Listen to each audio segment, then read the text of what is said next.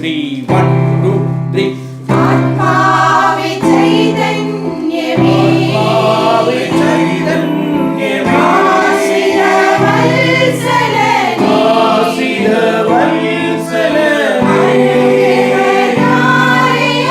അനുഗ്രഹധാരയായി അഭിഷേകം ചെയ്തിടുക ആത്മാവേ ചൈതന്യമേ ചൈതന്യമേ ആശ്രിതവത്സലനേ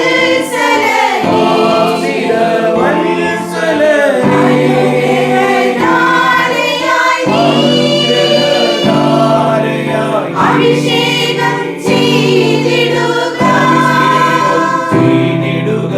ആത്മാവേ ചൈതന്യമേ.